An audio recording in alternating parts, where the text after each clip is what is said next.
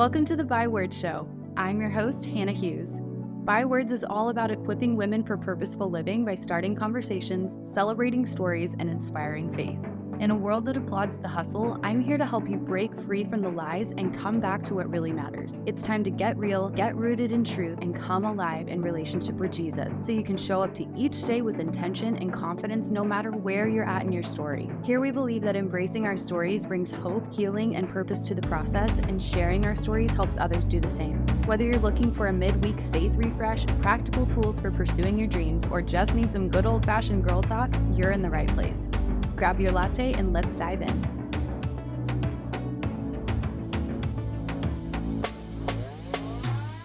Hello, my friends. Welcome back to another episode of the Byword Show. Today is the day. I am so glad you're here.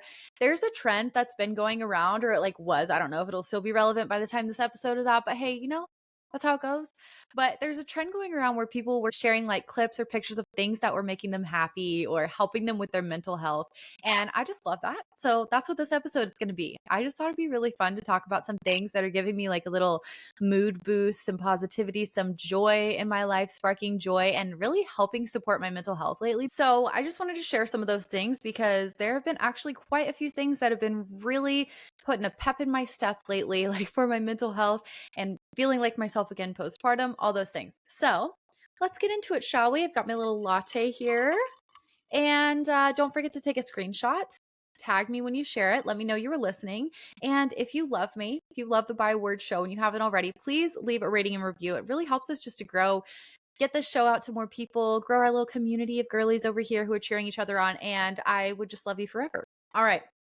Get your latte. Let's dive in. Number one, getting outside. Actually, if you listen to my How Walking Can Change Your Life episode recently, you already have heard some of this. I did this walking challenge in March where I walked 100 miles, not in one day. Heavens no. Throughout the whole month, I walked 100 miles. I actually did the challenge again in April, and it was fantastic. I didn't even realize how much my body and my mind and my spirit needed it. But the combination of moving my body every single day, even if it was just for a little short walk around my neighborhood, and being outside, revolutionary. Okay. Changed my whole life. It has been so fantastic. And the coolest thing about it is it's such a simple thing to do. Get some fresh air, maybe move your body a little bit. I mean, swing in your hammock, whatever you got to do. I have this hammock, y'all. You've probably seen it if you follow me on Instagram, but when the weather is nice, I live in that hammock. Okay. It is just so nice on a beautiful day to go out and to just be, to watch my son play on his dirt pile and hold my baby girl and just be in the hammock listening to music or an audiobook or whatever. It's just great. It really does so much for boosting my overall well-being. So I would encourage you, get outside when it's good weather, move your body when you can, whether it's walking or just something small. I will say we've had some bad weather days in the spring here and it's been rainy or it's been gross. Texas humidity, y'all, is on another level. If you've been here, if you live somewhere humid, it's just gross. Nobody wants to be out in that. So I've actually been doing these indoor walking workouts and it's so fun. So I feel like going right along with that, the second thing, actually, I'm not going to number these. I absolutely know right away I'm going to lose track. So I'll just say next thing. Man, finding movement that feels good and is fun for you, giving yourself something to look forward to, game changer. Okay. I feel like that's the magic in all of this is giving yourself something to look forward to, really is a mind hack, right? Something about this just makes me feel excited. I don't know if you've ever been that person that just goes to bed excited about your breakfast the next day. I'm a huge breakfast person. I love breakfast food. I look forward to my morning latte or fun drink or my breakfast, whatever it is. You got to give yourself stuff to look forward to. Okay. So give yourself something to look forward to that's fun in your movement. For me, I love doing Pilates. I love a good yoga class. Maybe for you, it's giving yourself somewhere to go, booking a class or going to the gym or meeting up with a friend for a walk. Something to where you're pairing two good things. It's called habit stacking, but basically you're pairing two things you would already do. And when you pair something like movement and being with a friend or getting out of the house from your crazy kids for a while and going for a workout class, time for yourself, that is just a win-win. And we love that. Okay. So you got to find something that you love, that's fun for you when it comes to movement, because that's the thing that's going to incentivize you to continue going. Because You know how it goes. If you've listened to the mindset episodes, you already know you have to have a reason to keep going when things get hard because motivation is going to come and go. Like you can't depend on her. She is fickle. She will be gone. And you have to have something that will motivate you to keep going when you don't feel like it, right? So find something that's fun for you, find something you enjoy, partner up with a friend, get outside, do some movement. Okay. Next, listening to worship music. These are in absolutely no particular order, but something that I always love is listening to music. I love worship music. I've always just been like really passionate about worship, but lately I have been playing worship music just on my phone or like on Spotify on our TV in the morning. And it is so refreshing. I may have talked about this before. I'm sure that you've heard me say it by now, but sometimes mornings as a mom are so chaotic. And I'm the kind of person that needs some time in the morning to just chill and ease into the morning. When you have kids, sometimes it's not like that. Like to me, in this season of life, the whole waking up before your kids thing would be at like 5:30 a.m. And that's just not realistic for me right now. So, because I usually don't have space for myself to chill or have a quiet time routine in the morning, what I do is I wake up into the hectic morning routine and I turn on some worship music. We've been listening to Forrest Frank in our house. It's so fun. Jude loves his music. Or I'll put on, like some Hillsong worship, some, whatever it is, Maverick City, something fun, just something to like set the tone in our house for the day. And it is amazing. I highly recommend that. Next thing is decluttering. We've been doing a lot of this lately, and I feel like I'm always kind of decluttering. I always have, it's so funny. Like, it's kind of annoying if you're in my house and you just see that we constantly have a trash bag sitting out. But in our room, we usually have a trash bag of things that we're collecting for donations. And I just like regularly going through our closet, or like when Della is growing out of her clothes, or, things like that. If we get something new to replace something, we donate the old one. Like, just getting rid of things that we no longer love or use or need. That is just amazing. Like, to me, my home environment is so connected. Well, it's for everybody this way. Like your home environment, the environment that you're in is so connected to your mental well-being. We actually have an episode on this. If I can remember, I'll link it in the show notes, but it's one of our first episode with Kai Davies. She talks about how balancing basically like your home and your heart, how your space impacts your mental and overall well-being. So good, but it's so true. The space that you're in really does impact your mood. It impacts your mental health. And so for me, I know like when I'm stressed, I probably have a lot going on around me. Like maybe there's a ton of toys out. Maybe there are a ton of things in our room or a stack of papers that I need to get to. Sometimes I just need to deal with it and declutter. And then after that, I just feel so relieved. Like it's just, it's an amazing feeling, when you can finally just let things go, donate, move on, pass them on to somebody else. So good. Definitely take some time decluttering if you haven't for a while. We've got some episodes on organizing and decluttering on the show too if you need resources, but do that. Trust me, sister, you will thank me later. Next, limiting scrolling time to avoid the comparison spiral. Whew, this is a big one, okay, for mental health, especially. Social media, I love social media, okay? Let me just say, I love social media. However, I know myself and I know that I tend to get into a spiral, especially if my mental health is kind of already in a yucky place. Like if I'm in a yucky headspace, I just know that I probably need to safeguard myself a little bit and protect myself from scrolling, because the mindless scrolling, because I just know I'm going to end up in a worse headspace if I'm already kind of on the edge. So I really have to be careful of limiting the time that I'm scrolling, especially before bed. I try not to scroll before bed. I try to like read or, play a game with my family or watch something with Christopher, take a bath, those kinds of things. Because when you're scrolling before bed, not only does that like trash your sleep, but it's just not good for your mind space. It's not good for your mental health to be just watching that blue light and being on social media and scrolling and scrolling and scrolling for hours. And it's just comparison and the distraction of it all. And just like nothing really good comes from that, right? I think we can agree at this point. We know that that does nothing good for us. So I try to limit that. I don't know if you guys remember, but last year I did this thing called Scroll Free Sunday. I think I'm going to bring it back. Let me know if you would want to join me if I did that.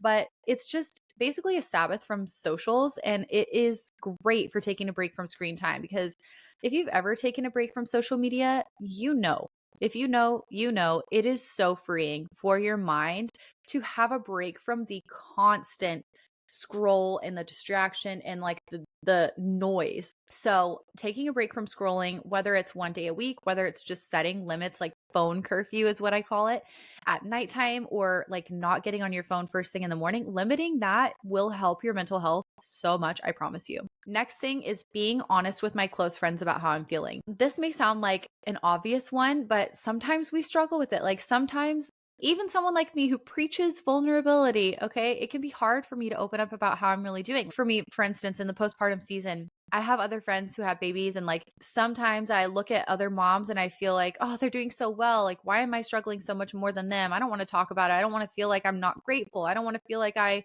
am a bad mom. I don't want to feel like I have all these issues. Like, I should just be happy about it and celebrate and whatever. And I forget, like, sometimes just being real about where I'm at is what will give me the relief that I need to have someone encourage me, pray with me, let me know I'm not the only one struggling, you know? So if you are struggling, find somebody that you trust that you can tell about it, whether it's your spouse, whether it's your mom, whether it's your friends, maybe it's a mentor, a counselor. Invite someone into the process, because if you are the only one who is hearing the mental noise and you're trapped in that and you don't have an outlet, it's going to weigh you down really fast, and we don't want that. So something for me is just having a few people that I can regularly process life with, whether it's the ups, the downs, the in-betweens, the random stuff. That helps so much. Find someone who can know you. Like, be in a relationship with somebody who knows you really well, and that will help so much, because when you're struggling, that's not really the ideal time to be starting a new relationship where you can start opening up to somebody about your struggles, right? Like, we need people who can be in the thick of it with us. And if you don't have that right now, I just want to encourage you, like, maybe find a mentor or a pastor or a counselor that you can trust and have somebody to be in the process with you. It will take such a huge weight off mentally for you. Next is, okay, well, going right along with that, going back to counseling. I talked about that again, like in one of my last episodes, especially postpartum. I just have to stay in the habit of processing with somebody, because if I don't, I will very quickly get in my head about things. I just am an internal processor. I know that about myself. And I know that if I don't have somebody in the process with me, I can very quickly spiral out of control, think myself into this dark pit and be stuck there. And I don't want that for you, and it's not healthy. So if you are able to find a counselor, I know there are a lot of like online resources, and I know that there are, different places, like the place that I go for counseling. I wish that this was how counseling was everywhere, but it's pay what you can. It's actually a ministry of one of our local churches. It's just incredible. I literally wish that I could open up a center like that in every city in the entire world. But look for resources like that. Maybe your church has a counselor. Maybe they have resources or somebody that they could recommend for you that would help. Going back to counseling, whether it's short term, long term, just for a couple sessions, or having somebody just to process through for one time, like, can really, really bring so much relief for you. Next is not making unrealistic to-do lists for myself and being okay with getting a few things done each day and taking other things off my plate. This has been huge. I like to think of this as deciding my enough for each day, like deciding what's enough for you. This will change your life, I guarantee, because you can go into each day with realistic expectations for yourself, and then you'll know when you can be satisfied, like with your work for the day, instead of like working all night long once your kids have gone to sleep. You know what's enough. You have achieved your goals for the day. You've given yourself tasks that are not going to stress you to burnout or anything like that. Deciding what's enough will save you so much on your mental health. So for me in this season, it's a little chaotic because I'm in the postpartum season. I got 2 little kids. I work from home. And for me, a lot of days, what enough is for me is a few really small things. So what this may look like for me in the season changes day to day, but most of the time it looks like going for a walk or getting outside every day, doing a chore around the house. Like, usually every day I try to wash the dishes so that when I go to bed, there's no dishes in the sink in the morning when I wake up the next day. Maybe it's doing the laundry. Maybe it's, recording a podcast or editing a podcast. And then I'm okay if nothing else gets done, because I knew going into the day, if I got those few things done, that would be enough. And I can feel good about that. Like, I can feel like I moved the needle, even if it was a tiny, tiny, tiny bit. Okay. So if you struggle with that, if you struggle with feeling like I'm running around all day and I'm not doing anything at all, maybe you just need to decide what is enough for you each day, because there's a difference between being busy and just being busy. and actually being productive, because you can be productive even if you're doing two things you can be productive if you're doing one thing every day, okay? But if you're just busy running around aimlessly with no clear idea of what's enough for you, that's when you'll get burnt out. That's when you'll get exhausted. That is when the mental health just starts to spiral. So decide what's enough for you, and it will help you so, so, so much, especially in busy seasons. And like I said, along with that, be willing to take stuff off your plate. I've talked about this before, so I'll make this brief, but if you feel overwhelmed in the season and you're noticing like your anxiety is really high, or you're feeling your mental health kind of like get stretched, maybe you just need to take a minute and really evaluate what your commitments are, what you're saying yes to in the season, and ask yourself, what can you take off your plate? Because I'm pretty sure there are some things that you could say no to, even if it's temporarily. Because let's see, like I live off of the reminders app on my phone. Like I'm constantly setting reminders for myself so that I know, like this week, oh, I need to get this task done. It is not uncommon at all for me to move a task from today to tomorrow or today to next week, because sometimes I'm not going to get it all done, and that's okay. If there are things that are urgent, I just need to knock it out. Sometimes you just need to get stuff done. There's this thing called, I think it's like the 2-minute rule. And it's like, if you can get it done in less than 2 minutes, you might as well just do it now, because if you keep pushing it off, it's going to end up taking way more time. Like the procrastination of it is going to end up costing you so much more time than it would just taking the 2 minutes to do it now. So there are sometimes whenever there's things that I need to get done and I'm like, you know what? It's going to take me 2 minutes. I'll just do it now.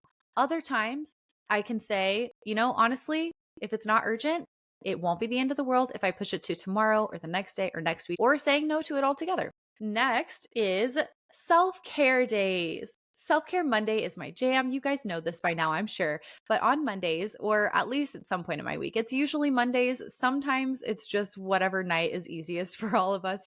But at some point in my week, I make it a point to prioritize filling my own cup.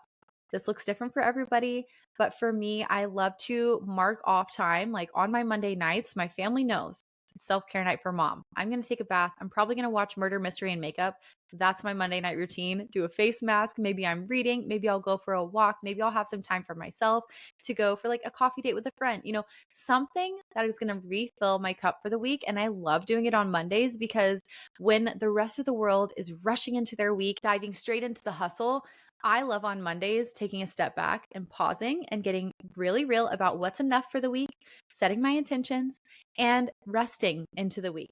That for me has just been really helpful for my mental health, because it kind of sets the tone of, this is the pace for my week. I'm not going to be hustling and rushing and busy through this week. I'm going to pace myself in the way that I need to for the season. And it's going to look different in every season. Sometimes it is going to be busier. Sometimes it's going to be slower. When I'm struggling with my mental health, a lot of the time I do need to take a step back and slow down a little bit. And there's nothing wrong with that. But just doing what you need to do to get your cup filled so that you have actually something to pour out in your output, whether it's your work, your parenting, and your marriage, your relationships, whatever capacity that you work or serve in. It's really important for you to be making sure that you are getting filled in whatever way that looks like for you. Next is shifting my mindset about my body. Y'all, I could honestly do a whole episode about postpartum body image and all the things. Let me know if you'd want to hear that. But I've just been thinking about this a lot lately. I've been focusing on slow and sustainable healing instead of pushing myself and just like being so critical and hard on myself. As moms and as women in general, y'all already know, like we're hard on ourselves for our bodies. We are our own worst critics. Like we're just so mean to ourselves sometimes. And Christopher always gets on to me. He's like, you need to be nice to yourself. You need to be nice to yourself. And it's really hard when you're in a season where you're struggling. I feel like when you're struggling physically, it takes a toll on your mental health. And when you're struggling mentally, it takes a toll on your physical health. And y'all know it's just all connected, right? So I am just really trying to be intentional about pacing myself as I'm taking care of my body, because I found for me personally, and this could be totally different for you, but for me personally, when I'm struggling mentally with either, like loneliness, sadness, anxiety, those kinds of things, the last thing I need to do is be really extreme and pushing myself with exercise, or, being really, really rigid in my routine with food or body, whatever it is that's like contributing to my poor body image. Most of the time, I find that what's better for me and what's more effective for me when I'm struggling mentally is being really gentle and really kind to myself. That's why walking has been so impactful for me, because I'm moving my body regularly without pushing myself and being so like hard on myself, I guess. And that has been really cool to see, because I'm still doing something that's really intentional. I'm moving my body without feeling so hard on myself and without feeling like I need to be like changing my body right now, or like I can just focus on understanding the season that I'm in. I'm going at a slower pace. I'm in a healing season for my body, and that is okay. So I'm just going to do what I can. Even little progress is still progress. I'm taking care of myself, and it doesn't have to look like going hard in the gym right now. It doesn't have to look like, being super, super strict about my eating habits. Like right now, because I'm struggling mentally, I'm going to focus on being really gentle with my body as well. Because that's the thing, because they're so connected, when you take good care of your body, it will support your mental health. And right along with that is the next one, resting more. Again, not pushing myself to get stuff done, making intentional space to rest. I've been talking a lot lately on the podcast and social media about how I've just really been intentional about sleep this year. And this has been primarily because of my mental health struggles postpartum. It's something that my counselor recommended to me, like overall, like for overall well being, but really specifically for mental health as well. If you're not prioritizing good quality sleep, you're really robbing yourself of a lot of benefits there, because getting good rest and good sleep, like actual sleep at night, is going to be critical for your mental health. Because if your brain isn't having time to be still, to process the information from the day, if your body isn't having time to rest, then it's just going to be like this never ending cycle where your mind can't catch up and your mental health is just really going to struggle when you're tired, right? So we have got to prioritize good rest, whether that looks like taking a day off of work, whether that looks like taking a day off of workouts, whether that looks like, literally going to sleep an hour earlier and giving yourself good habits to support better sleep and better rest, because that will be a huge foundational thing that shifts your mental health for the better. Next one is giving myself things to look forward to, big and small. Kind of already talked about this, but I love giving myself little, like, I think it's so funny how on social media, this is a side note, but have y'all seen all the memes and all like the videos about needing a little treat? Like, I have just always been a little like needing a little treat person. I love having a little treat. And whether that's like a sweet thing or like treating myself, like I love that. I think it's so funny. But anyway, going back to giving myself something to look forward to, I just feel like this is one of the most motivating things I've ever done for myself. A couple years ago in my birthday month, I gave myself like a birthday bucket list where I was just like having fun the whole month. And I learned during that month that I really set myself up mentally for success because I was focused on good things that were coming. So, same principle throughout the year and other times of the year is giving yourself good things to look forward to, because whatever you're focusing on is going to grow and take up the bulk of your mental capacity and, energy and all of that. So, if you are giving yourself fun things to look forward to, that will give you a real break mentally. Because if you're struggling mentally and all you're doing is focusing on the things that are stressing you out or really like causing you inner turmoil, it's not going to be helpful if you're just like stewing in that, because those things are just going to continue growing and feeling bigger and bigger and more overwhelming. And we don't want that. So something you can do is give yourself something to look forward to, whether that's like a really yummy breakfast or a fun drink that you can make in the mornings. Maybe it's going for your walk every day. Maybe you set up like a small group meeting with a friends, like maybe a group of friends gets together once a week or once a month. Give yourself good things that you can look forward to put your focus on something that will boost your mental health rather than drag it down, if that makes sense. Next one, really practical here, getting back into the Bible. Spiritually, again, everything's connected. We're spirit, soul, body beings. This, again, we can dive so deep into that, but I'll keep it really basic right now. Because they're all connected, we have got to care for all three facets of our being, spirit, especially when we are struggling with our mental health. So if you are struggling with mental health and you notice, like, which makes sense. Like, I feel like when we struggle with mental health, our motivation level goes down, and that, usually translates into our relationship with the Lord. Like, maybe you're not as motivated to pray, maybe you're not as motivated to worship, to read your Bible, to be in community, but those are the anchors that will actually save you in the seasons when you're struggling. So I would encourage you, if you're struggling or whenever you come across a hard season in life where you're struggling mentally, make sure you have those anchor points in place. Make sure you're connected in a community, whether it's at your local church or a group of friends, some people that you can trust to have around you to love you and pray with you through the hard things. Make sure that you have like an active prayer relationship with the Lord where you're communicating with him, and then read your Bible. Daily grace studies are my favorite. I share about them all the time, and I love them because they're studies. I actually have one right here on my bedside. I'll show you. Right now I'm doing Free from Shame.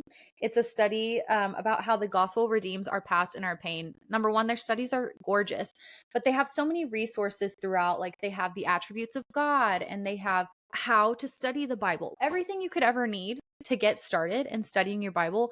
They've got devotionals, they've got Bible studies, they've got memory scripture cards, they've got like just so many beautiful and really affordable tools and resources for Bible study. I just honestly cannot recommend them enough. I always have the link in the description and the show notes. So if you want to go check them out, they have sales literally all the time where these studies are $5, $10. They have books for kids. It is just, I really cannot say enough good things about the Daily Grace Co. I love them so much. So those are a great way to get into the Bible. If not, like, pull up the Bible app on your phone. I actually just found this out recently on the whole widgets thing. I am so behind the times. My home screen is not cute. Like, it's functional, but I don't have like a lot of extra cutesy things on there to make me like, cutesy and aesthetic.